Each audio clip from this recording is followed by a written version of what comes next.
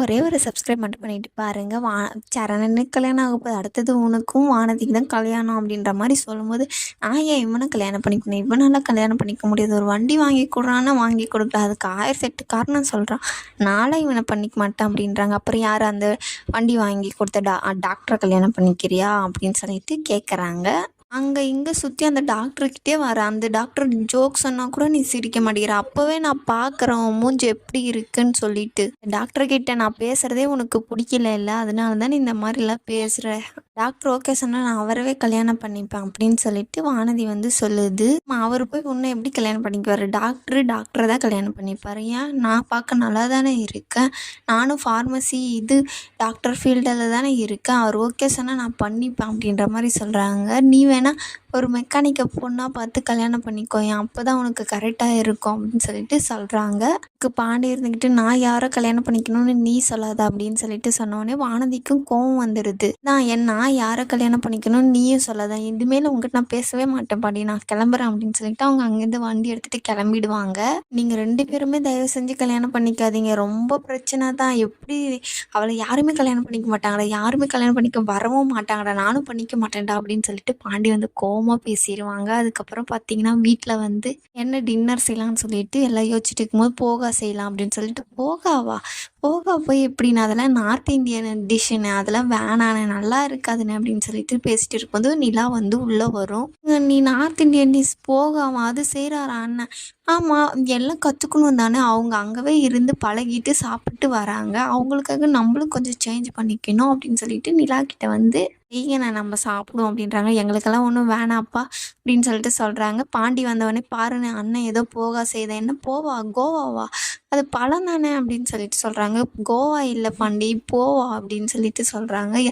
ஏதோ ஒன்று செய்யினேன் அப்படின்னு சொல்கிறாங்க. அதெல்லாம் எங்களுக்கு வேண்டாம் அப்படின்னு சொல்லிட்டு பல்லவனும் சோழனும் வந்து சொல்கிறாங்க. எங்களுக்கு தோசை வேணும், இது உப்புமா வேணும். உப்புமா கேட்குற ஒரே ஆள் நீ தானே. டேய் சூடாக சாப்பிட்டு பாரு, சும்மா அமிர்த மாதிரி இருக்கும் அப்படின்றாங்க. ஆளாளுக்கு ஒன்று சொல்லிட்டு இருக்கீங்க, இன்றைக்கி போகாதான் அப்படின்னு சொல்லிட்டு சொல்கிறாங்க. இல்லை வேணாம், நாங்கள் பரோட்டா சாப்பிட போகிறோம் வெளியே அப்படின்னு சொல்லிட்டு சொல்கிறாங்க.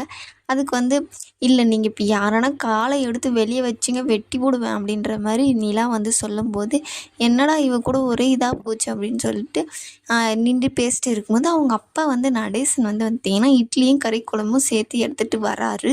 என்ன ஒரே இட்லி கறி குழம்பு டெய்லி இந்த மாதிரியெல்லாம் எங்கள் மேலே உங்களுக்கு பாசம் இருக்காது என்ன அப்படின்னு சொல்லிட்டு கேட்கும்போது, ஏன்டா வாங்கி வந்தாலும் சொல்கிறீங்க, வாங்கலைனாலும் சொல்கிறீங்க, பாசம் வச்சாலும் பிரச்சனை என்ன தாண்டா உங்க கூட ஒரே இதாக இருக்குது, சாப்பிடுங்கடா, வளர பிள்ளைங்கடா நீங்களாம் அப்படின்னு சொல்லிட்டு கொடுக்குறாரு. அவங்களும் வந்து வாங்கி வச்சுக்கிட்டு, இல்லை நீங்கள் 2 விஷயந்தான் நல்லது பண்ணியிருக்கீங்க. என்னது? உங்களை பெற்றதா? இல்லை அன்னைக்கு ஒரு நாள் இட்லி வாங்கி வந்தாரா, இன்னைக்கு ஒரு நாள் இட்லி, அதை தான் சொன்னேன்.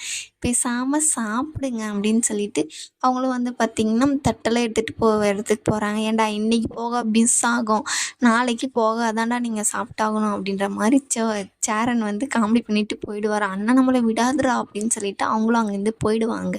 பாண்டிக்கு மட்டும் இவர் எப்போ பார்த்தாலும் அந்த கடைக்கிட்டே நின்றுட்டு இருக்காரு அப்படின்னு சொல்லிட்டு சந்தேகப்பட்டு, என்ன அந்த கடை மேலே பிரியமா இல்லை அங்கே விற்கிற சாப்பாட்டு பிரியமா அப்படின்னு சொல்லிட்டு கேட்குறாங்க. என்னடா உங்கள் அப்பண்டா நான் என்னவே நீங்கள் சந்தேகப்படுறியா அப்படின்றாங்க. அதனால தான் கேட்குறேன் என்னன்னு சொல்லிட்டு, உங்களை பற்றி எனக்கு தெரியாதா அப்படின்னு சொல்லிட்டு சொல்கிறாரு. அதெல்லாம் ஒன்றும் இல்லை, அங்கே இட்லி நல்லா இருக்கும், அதனால தான் நான் சாப்பிட போனேன். என்னடா துருவி கேட்டுட்டு இருக்க, போடா உள்ள அப்படின்னோடனே, இல்லை உங்கள் மேலே எனக்கு சந்தேகம் தான் அப்படின்னு சொல்லிட்டு சொல்கிறாங்க. நான் கிளம்புறேன்டா அப்படின்னு சொல்லிட்டு அங்கேருந்து சைக்கிள் எடுத்துகிட்டு குடுன்னு ஓடிட்டு போயிடுவார். இவர் மேலே ஒரு கண்ணு வைக்கிறேன்ற மாதிரி பாண்டியும் பார்த்திங்கன்னா உள்ளே போய் எல்லாமே சாப்பிட்றாங்க. அதுக்கப்புறம் பார்த்திங்கன்னா நிலா வந்து உட்காந்து யோசிச்சுட்டு இருக்குது, இந்த மாதிரி வீடெல்லாம் மாற்றணும், எல்லோரும் அட்ஜஸ்ட் பண்ணி இருக்க மாட்டாங்கல்ல அப்படின்னு சொல்கிறாங்க. அதெல்லாம் நீ யோசிக்காத, நீ சென்னைக்கு வந்ததுக்கு நிறைய காரணம் இருக்குது. நீ வந்து உன்னோட பிஸ்னஸை ஃபஸ்ட்டு வளர்த்துனுவா, அதுக்கப்புறமா அண்ணனுங்கிட்ட சொல்லி நம்ம இந்த வீடெல்லாம் ஒரே நிமிஷத்தில் மாற்ற முடியாது நிலா, கொஞ்சம் கொஞ்சமாக மாற்றி தான் ஆகணும், இப்படி இருந்துடாது நம்ம வீடு அப்படின்ற மாதிரி சோழன் வந்து சொல்கிறாரு. அதுக்கு நீலாவும் சரி நீங்கள் சொல்கிறதா கரெக்டு அப்படின்ற மாதிரி சொல்லிட்டு, இப்போ நீ அதெல்லாம் முடிவு வச்சுட்டு நீ நாளைக்கு ஃபங்க்ஷனுக்கு நம்ம என்னென்னலாம் போடுமோ அதெல்லாம் யோசித்து நீ எந்த மாதிரி ஜிமிக்கெல்லாம் போடணும் அப்படின்னு சொல்லிட்டு சொல்லு அப்படின்ற மாதிரி சொல்கிறாங்க. நம்மளே நார்த் இந்தியன் ட்ரெஸ் போடுறோம், அதுக்கு போய் ஜிமிக்கியா, நான் கம்பலெல்லாம் காமிக்கிறேன் அப்படின்ற மாதிரி அவங்களாம் சோக்கர் கம்பலெல்லாம் காமிச்சிட்டு 2 பேரும் ஜாலியாக பேசிகிட்டு இருக்காங்க.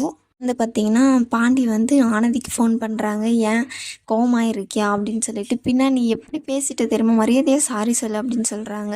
சரி அவரும் வேற வழி இல்லாத சாரி வந்து சொல்றாரு. ஆனா அப்பயும் வந்து வானதி, "நீ பேசுனது தப்பு. அப்படியெல்லாம் பேசாத" அப்படின்னு சொல்லிட்டு, "சரி வேற ஏதாச்சும் பேசு. ஏன்டி உன்கிட்ட நீ கோவமா இருப்ப. அதுக்காக தாண்டி நான் ஃபோன் பண்ணேன். நீ என்னடி உன்கிட்ட பேசுறதுக்கு நான் ஒரு லிஸ்ட்டாடி போட முடியும்" அப்படின்ற மாரி சொல்றாங்க. அதெல்லாம் இல்லை. "நீ பேசி தான் ஆகணும்."